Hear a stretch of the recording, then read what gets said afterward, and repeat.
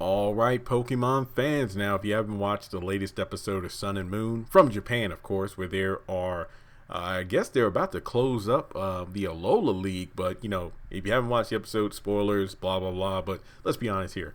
This is the best battle of the Pokemon League so far. So far. But I can't say it's perfect. I mean, Gladion versus Kiawe. What did you think? I think that it was a well animated, one of the best, the best looking battle of the Alola League so far. But I do have a couple of nitpicks in regard. But then again, why should I be surprised based off the anime logic of things? But we have Lycanroc Midnight Form versus Alola Marowak. We have Swords Dance increasing the attack power of Lycanroc, who launches 2 Stone Edge. Well, yeah. If I'm not mistaken, Marowak only was able to get off 1 Iron Head in a very impressive scene where it used Flare Blitz to dodge the Stone Edge and then go in from behind the back with an Iron Head attack, which was very impressive and super effective. But then, of course, it got hit with a second Stone Edge. And that's the thing about a Marowak. I felt so bad. It went in for Iron Head, but Stone Edge was there to counter it. So then it smashed the first rock with the Iron Head, but then the second rock came out and did a lot of damage. But then the second Stone Edge came out after Lycanroc was hit with the Iron Head and then knocked it out. But the thing is, and I'll let it go because it's a stab move. Lycanroc is known for having physical attack power more than special attack. So it's a stab move. Then you had Swords Dance boosting its attack power. Of course, being a powerful move in itself, being super effective. So right there, Stone Edge was going to do a lot more on Alolan Marowak than it would on, let's say, a Pokemon that isn't weak to rock, like let's say water, electric, psychic, just throwing out types. So Alolan Marowak, and I'm surprised the first Stone Edge didn't take it out. Not to mention Stone Edge has a higher critical hit ratio. But here's the thing that kind of got me. And I remember reading some forums and the YouTube comments like, dang, why is Gladion spamming Stone Edge the entire battle so far? It's so unlike him. But somebody actually made a great comment, and I agree with it. Look at the moveset Swords Dance, which isn't offensive. It's pretty much a stat boosting move to increase the power of offensive attacks. Then you have Outrage, which is dangerous because you're locked into the move, and then once it's over, you're confused, leaving you open for attack. And then Counter is a move that it's defensive, like you have to take a hit, taking damage, and then giving it back double against the opponent. And plus, Counter wouldn't work on a ghost type like Alolan Marowak anyway. So basically, it had to resort to the super effective Stone Edge. While the accuracy is questionable in the anime, we know in the games it sucks. But basically, that explains why it only used Stone Edge against Marowak.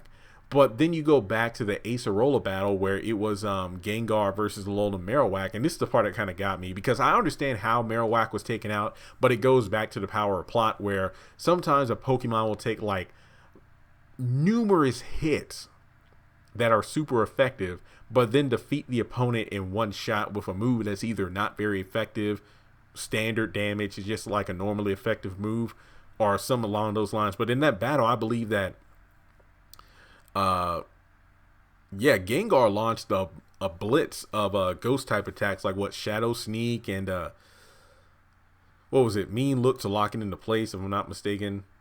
And then I know it used Shadow Punch a bunch of times. I don't know if it used Shadow Ball and Lick. I forgot. But I know that Alolan Marowak took a lot of damage. But in any case, what I'm saying is I understand how Marowak was defeated so easily, but I wish it would have done a little bit more because I felt like its battle was so rushed. Then you have Turtonator coming out on the field, and very impressive how Dragon Tail knocked Lycanroc back instantly. Too bad it wasn't like the games where Lycanroc got slammed into the wall. Then it went back to its Pokeball, erasing the Swords Dance increase, and then Savali came out on the field. That would have been interesting to say the least. But nope, it was a pretty good battle. But here's the part that gets me though, going back to the lack of Marowak's endurance, but then Turtonator having a ton of it, because when Turtonator was taking all those outrage attacks, because we learned that Gladion's Lycanroc had mastered the outrage. Basically, it can control itself to prevent itself from running around like a rabid dog, it can control the outrage. Hence why instead of going for Shell Trap again, it went to Turtonator's front and started, beating its chest in that way. Because honestly, and it goes back to Pokemon for Ridiculous Endurance, we never saw Lycanroc lose a battle until that last episode. But to be honest, I would have preferred it if Lycanroc actually fainted after getting hit with Shell Trap, because that would have been so freaking awesome. And I know it's not very effective, but even a flamethrower was used on it, wasn't very effective. And then it got hit with 2 Dragon Tails plus the Iron Head from Marowak's battle. So it would have been pretty believable if Lycanroc fell, because it was going in for a Swords Dance boosted outrage attack, which would have been super effective against Turtonator. But unfortunately, boom, Shell Trap knocked it out. It was even Gladion didn't expect it. So it would have been a very surprising way to turn the battle around. But no. Not only does Lycanroc survive, but it uses a flurry of outrages. And I get the fact that it can control its outrage, but I'm actually surprised that the outrage didn't get to the point where Lycanroc became confused. So basically, Turtonator learns Focus Blast out of nowhere, and then just kind of like Stone Edge, is able to hit twice and then knock it out. But going back to Marowak real quick, when Marowak struck it with an Iron Head, and then we saw Lycanroc kind of struggling to punch the ground to launch a Stone Edge attack, I would have liked it if the Iron Head made Lycanroc flinch. So maybe Kiawe could have gotten in like a Shadow Bone attack, or maybe another Iron Head or whatever. It basically gets in at least one more hit. But then classic anime, whenever one attack is successful, you want to use that attack again, but then the opponent counters. So let's say Marowak goes in for another attack that just hit Lycanroc, but then it got knocked out by Stone Edge. I could believe that. So now we have Sableye out on the field and Turtonator, who just learned Focus Blast, which will be super effective against the normal type Sableye until what is it, RNK, basically one of those discs are put into his drive, which changes his type. Based off the next episode, the Red Eyes, I believe Sableye is going to be in a fire type now, which means none of Turtonator's attacks will be super effective. I mean, heck, well, in the preview we see it using Shell Smash, so we know it knows Focus Blast, a new move. It knows Shell Smash, and then we do see Sableye engulfed in flames, and then when the flames disperse, we see it with the Red Eyes, which could mean Turtonator used a flamethrower on it. And then the 4th move is either Dragon Tail or Shell Trap. It depends on which move was forgotten for Focus Blast to be in there. That's all I'm saying. But overall, it was a pretty good battle to watch. But as far as my complaints go, it just goes back to this age-old story of the anime.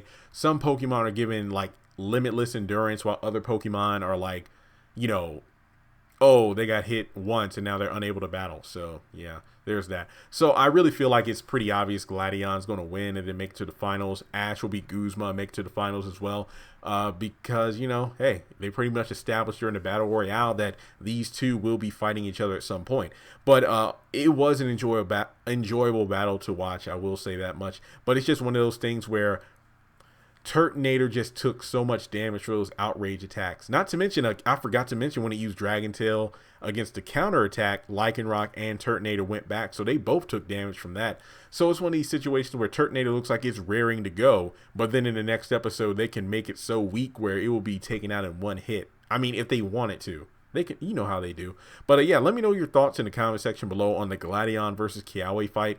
Like I said before, easily the best battle in the league so far. It really depends on how it concludes. Like, I have no doubt Gladion will win, but it depends on how the ending is. Like, if it's a good battle, oh yeah. But I just don't want one of those things where Turtonator can't do squat against Sableye. Like, if it gets in a couple of hits, that would be pretty cool, but I know it's going to go down anyway. Not to mention Shell Smash, which will boost its offensive power, but at the cost of the defense. So I feel like Shell Smash is going to be used, but Sableye might get lucky and get that one shot it needs. Not to mention, I don't think we haven't seen a Z move. So Kiawe might have Inferno Overdrive on Turtonator. But then again, if Sableye is changed to a fire type, then that might not be good. Yeah, that's right, because maybe just maybe it uses the Z move, and then when the flames disperse and Savalai is a fire type, it's because Savalai was going to get hit, but then Gladion throws the disc right on time. So right when the Z move hits, Savalai changed to a fire type, so it was able to nerf and survive the attack. I don't know. We'll have to wait and see. But let me know your thoughts on the battle. Yeah, who do you think is going to win? Subscribe to the channel if you're new, and I will talk to you soon. Congratulations on making it to the end of this video. If you like what you just saw, make sure to hit the thumbs up button, or if you have anything you would like to add to the video, make sure to leave your thoughts in the comment section below. If you want to keep up with me on social media, go to the description box. All of my links for social media are right there. Also, if you feel like you would like to donate to the channel, make sure to click on the link to PayPal. Any amount helps. $1, $5, $20. As a full-time YouTuber, any support from my fans really does mean a lot to me. Finally, make sure to hit the subscribe button as well as the bell notification icon. That way you're kept up to date on any new content I post to the channel. Once again, thank you so much for tuning in, and I'll talk to you in the next video.